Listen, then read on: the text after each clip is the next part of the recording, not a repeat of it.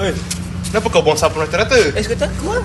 Seketika kau tahu tak 5R tu apa? Mana tu? Kau tak tahu 5R? Tak tahu. Jom aku tunjuk.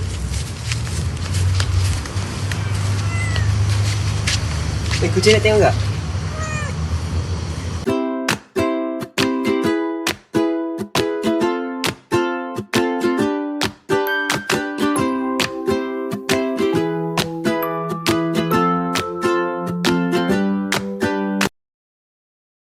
Menurut Akta Pengurusan Sisa Pepejal dan Pemeriksaan Awam 2007, Akta 672, maksud kitar semula adalah memungut dan menghasilkan sisa pepejal bagi menghasilkan pengeluaran yang baru. Dalam arti kata lain, mengurangkan dan menggunakan pakai semula barangan yang boleh dikitar semula. Amalan kitar semula bukan sahaja dapat menyelamatkan alam sekitar kita daripada terus tercemar, malah dapat mengurangkan kebergantungan dan mengelakkan berlakunya pembaziran terhadap bahan mentah yang saban tahun meningkat.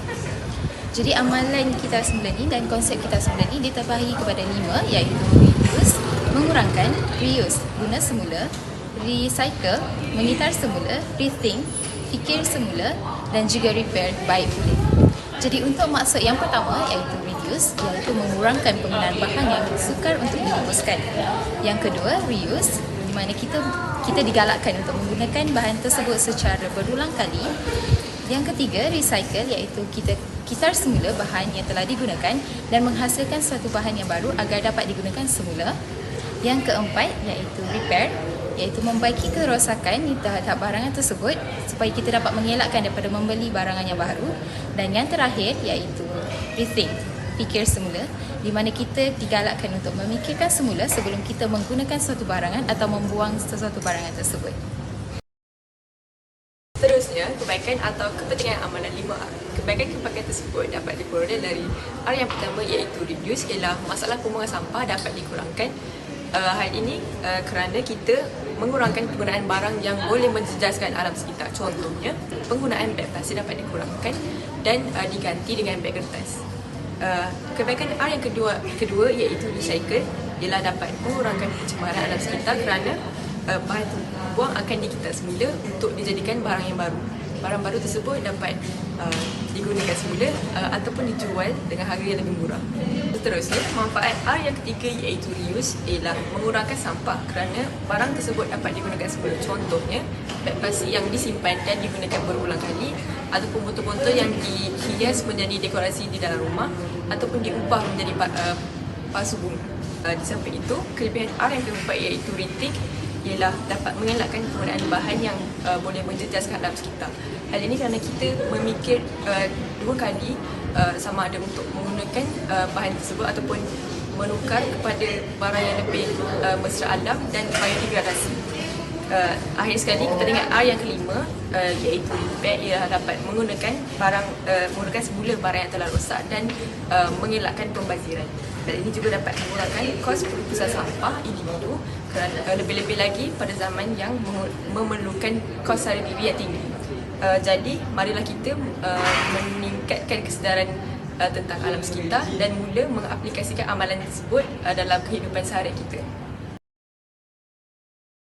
Sebuah kajian yang telah dilakukan oleh Fakulti Sains Sosial Gunaan Universiti Sultan Zainal Abidin yang melibatkan daerah Kuala Terengganu dan beberapa buah kampung di Hulu Terengganu dengan jumlah 72 buah kampung dengan responden seramai 402 orang mencatatkan bahawa pengetahuan dalam kitar semula yang tinggi namun tahap kesedaran adalah masih rendah. Kami juga telah bertanyakan beberapa soalan kepada pihak masyarakat mengenai apakah jenis-jenis pencemaran yang berlaku di tempat tinggal mereka. Dan mereka memberi respon iaitu pencemaran udara, pencemaran air, pencemaran tanah dan juga pencemaran bunyi telah berlaku di kawasan tempat tinggal mereka. Dan kami juga telah bertanyakan soalan mengenai apakah langkah-langkah yang efektif dalam memupuk amalan kitar semula dalam kalangan masyarakat. Dan sebanyak 56.3% daripada jumlah responden mengatakan bahawa inisiatif yang efektif ialah mempergiatkan kempen kesedaran mengenai amalan 5R dalam kalangan masyarakat. Soalan yang seterusnya, kami juga menanyakan bahawa apakah cara yang sesuai untuk memupuk kesedaran mengenai alam sekitar dalam kalangan masyarakat dan majoriti daripada mereka mengatakan bahawa pesalah-pesalah yang melakukan pencemaran alam sekitar ini perlulah diberi denda ataupun kompaun daripada pihak berkuasa. Dan akhir sekali, mengapakah kita perlu menjaga alam sekitar kita ini? Dan sebanyak 37.5% menjawab bahawa menjaga kebersihan alam sekitar ini adalah juga demi keharmonian dan juga kesejahteraan sejagat masyarakat. Pelbagai kempen sudah digerakkan oleh kerajaan dan swasta. Namun, kesedaran untuk kita semula dalam kalangan rakyat Malaysia masih belum memuaskan. Jadi, apakah sebab-sebab kesedaran terhadap kita semula menurun? Pertamanya ialah infrastruktur kita semula yang tak cukup kukuh. Contohnya, tong sampah tidak mudah didapati jika dibandingkan dengan tong sampah biasa. Ataupun penduduk perlu pergi ke tempat yang ditentukan untuk mengitas semula barangnya. Hal ini memberi kesusahan kepada masyarakat. Oleh itu, mereka tidak sanggup mengitas semula dan tidak peduli kepentingan kita semula dalam kehidupannya. Kedua ialah faktor sosio budaya. Dalam kehidupan yang sibuk ini, masyarakat kita memilih cara yang paling cekap untuk membuang sampah. Oleh itu, masyarakat tidak mengambil kira kita semula sebagai suatu perkara yang penting. Hal ini dikatakan demikian kerana kita semula mempunyai proses yang panjang dan kerja yang banyak untuk masyarakat kita dalam kehidupan yang sibuk ini. Oleh itu, mereka malas untuk mengagihkan sisa-sisanya mengikut kategori yang ditetapkan. Sekali, pendidikan. Pendidikan merupakan salah satu sumber untuk memupuk masyarakat kita untuk mengamalkan sesuatu perkara.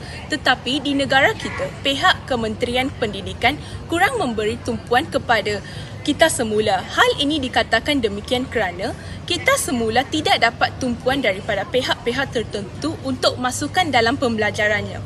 Oleh itu, berlaku pengurangan kesedaran terhadap kita semula antara para pelajar dan para pelajar tidak mengambil kira kita semula sebagai suatu perkara yang penting.